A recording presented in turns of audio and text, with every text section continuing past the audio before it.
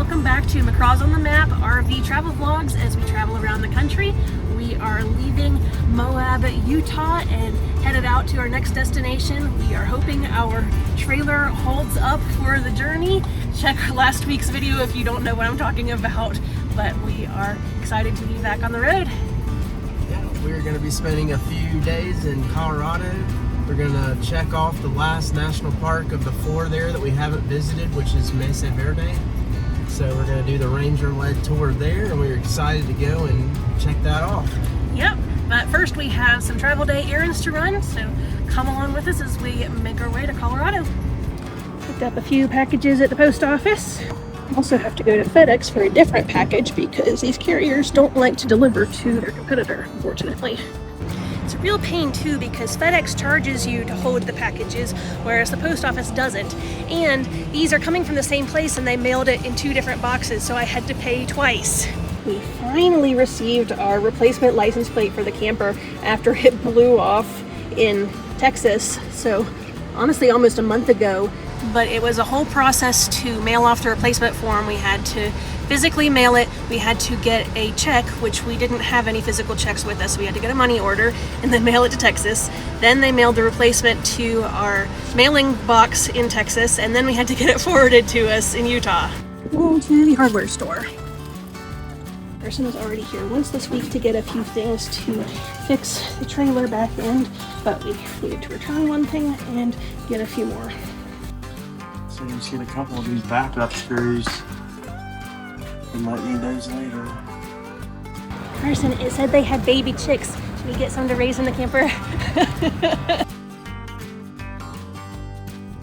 We really like Mavericks because usually it's a one-stop shop. We can get gas, we can dump our tanks, and we can get potable water all in one. But everyone else had the same idea, so there's a wait for the dump over here, a wait for the water over there. So we might be here a minute.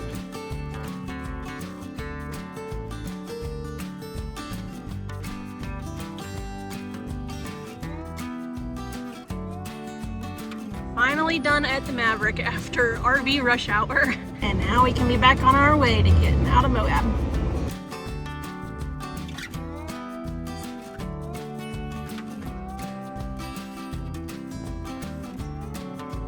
Last errand of the day, groceries and some other restocks needed. And also some new wiper blades. We arrived at the BLM dispersed camping area near Mesa Verde, but it looks like it's all full for the night. I don't see any open spots, and a few people passed us leaving on the way in, so we're still searching and then need to find somewhere to turn around, but it's not looking promising. Turning around to get out. This is what got us into our predicament last week, so we are very cautious of these trees.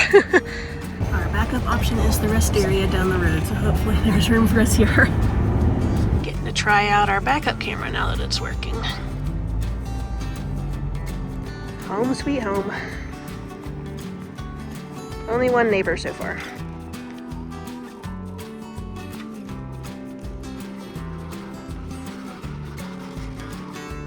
I had to get a new holder too since the wind blew the whole thing off, but we're getting legal again. Today we are spending time exploring Mesa Verde National Park, which is the last national park in Colorado that we needed to visit. This park is really nice because it actually has trailer parking where you can unhitch and park your trailer while you're exploring. Super convenient since we couldn't get a BLM parking spot last night.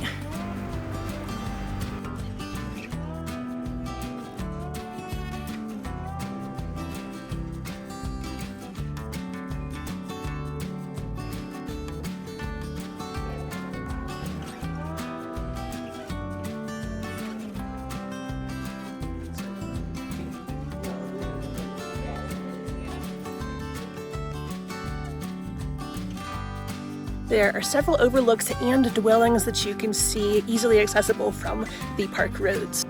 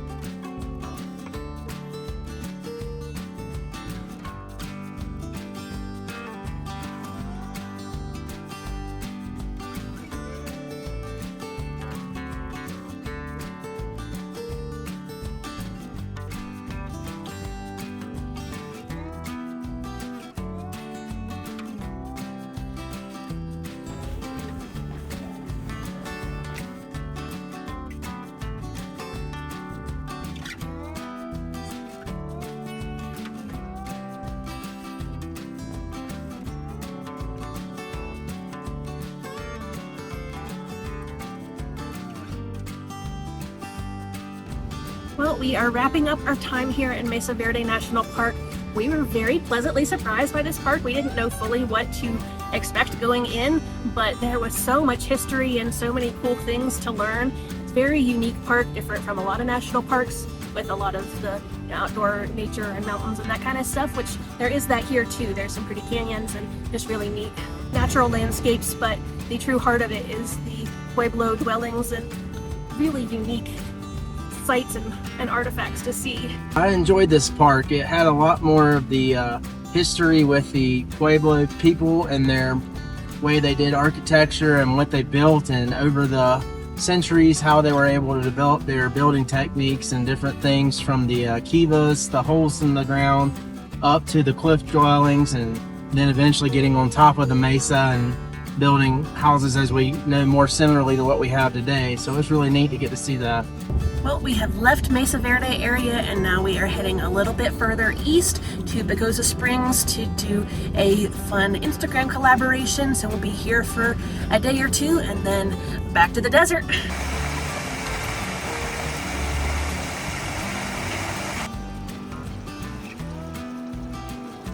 We got the non-confrontational version of the knock, aka a note on our door asking us to leave the site. That overnight parking was not allowed, so we're having to move, which is fine. Just shows that sometimes people post places on apps and sites saying it's okay to park overnight, but it isn't always necessarily the case.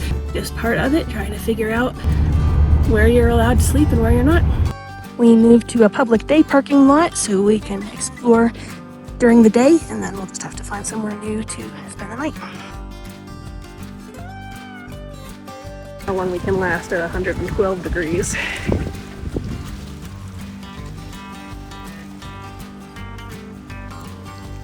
Yeah, she's warm. Whew. Yeah, just a little warm. Moving to 108 degrees now. Oh, it's Cozy Cove. You ready to get cozy, Carson? Well, we found a place to park for the night. It's late after a long day at the hot springs, but we got out of town and made it to a spot that hopefully won't give us any trouble. We are a little close to the road, but it is what it is. We won't be here long, and then we'll be back on the road. I dropped a little rubber foot from our stovetop down into the stovetop, so we're having to do a little rescue mission.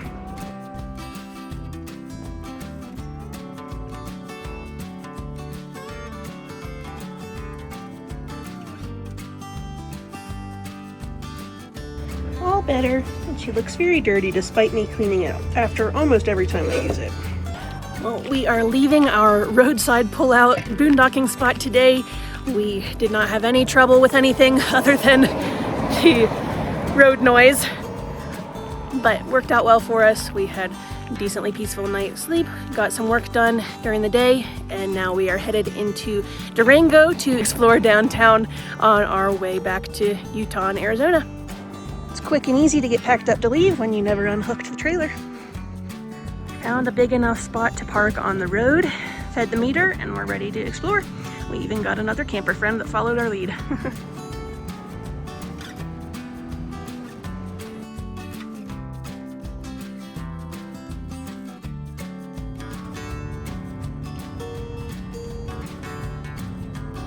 Carson went to walk to the grocery store and left me and Harper to our own devices in downtown, which could be dangerous because there are lots of cute shops and things to look at. One thing we love about Colorado as a whole is how dog-friendly they are, and Durango is no different. Harper can go in basically everywhere, except for the grocery store, of course, but she loves walking around in different shops and getting love from everybody.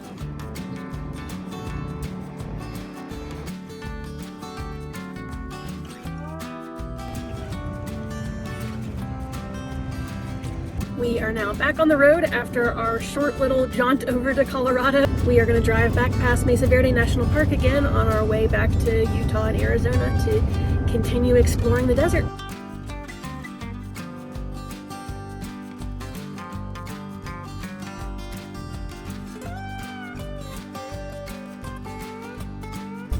On our way out of Colorado, we're making a quick stop at the Four Corners Monument. You have to pay $10 to get in, which is a little steep in my opinion. They also do not allow dogs at the monument itself either, only in the parking area. So I guess I'm gonna walk Harper for a minute and then put her in the camper while we are exploring the monument, and it'll just have to be a short trip. I don't think she's too upset about it though.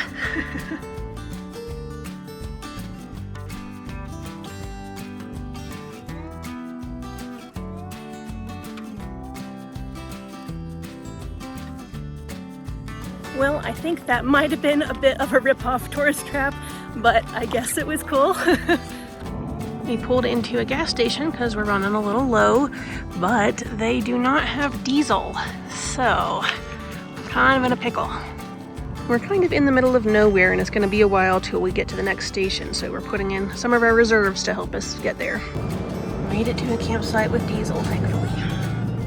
We arrived at a pretty cool BLM boondocking area with some nice views of the red rocks, but the spots are not as ideal as we thought reading about it online, so we're trying to decide if we want to share a spot with this other fellow here, or if we want to move on to another area. So our new neighbor told us that the access road, if we keep going further, is not really suitable for a rig like ours. So we are going to stay here. We just need to get resituated so the camper is facing the other direction to make it easier to get out. We got situated, but there is a bubble in our trailer tire. Let's see if I can see it. So we need to change the tire before we get jacked up.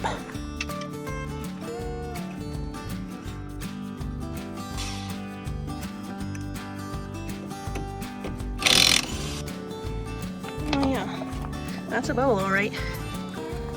Huh. And of course, person has to get all up in the dirt to get the spare.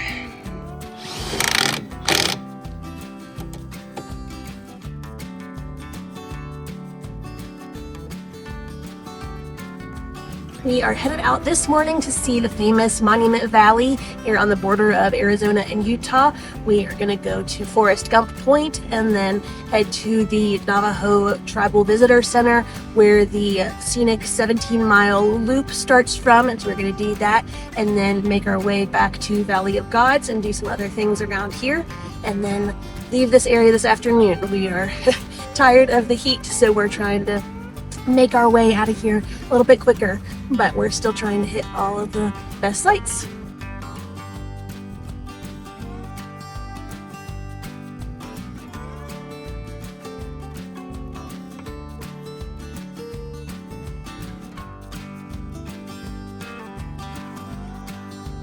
Well, change of plans. Since the Monument Valley Visitor Center and the 17-mile scenic drive is on Navajo land, you do have to pay to get in. I believe it's $10 a person to get in, and then another $15 a person to do the scenic drive.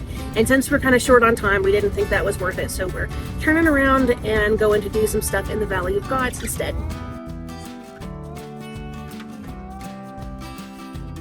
We are now headed back to BLM land near Mexican Hat to do the famous Moki Dugway, a gravel road that has the iconic switchbacks and super steep cliff drop-offs and no guardrail, so it should be fun.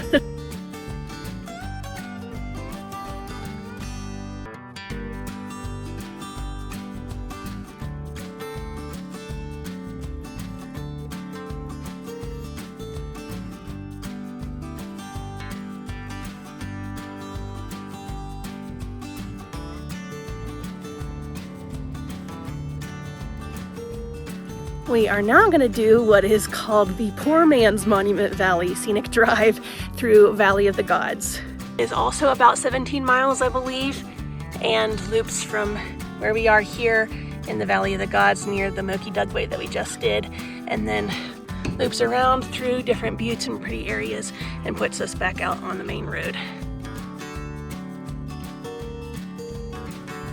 There are lots of nice boondocking campsites along this Valley of the Gods road too, but the road is fairly rough in some areas, so it might be a little challenging to get to some of them if you do have a long or big rig, but there are quite a few that look like they would be accessible. Our neighbor that we're sharing a boondocking spot with told us that we just had to come down to the river where there's this little oasis along the San Juan River with the towering red rocks on one side and just lush greenery on the other. And it is pretty. We are now leaving the Monument Valley area and heading to Page, Arizona for a few days, and then we are getting out of the desert. It is getting way too hot for us. It's about 93 degrees out right now. Not fun for doing much of anything outside, and not fun for boondocking without air conditioning either.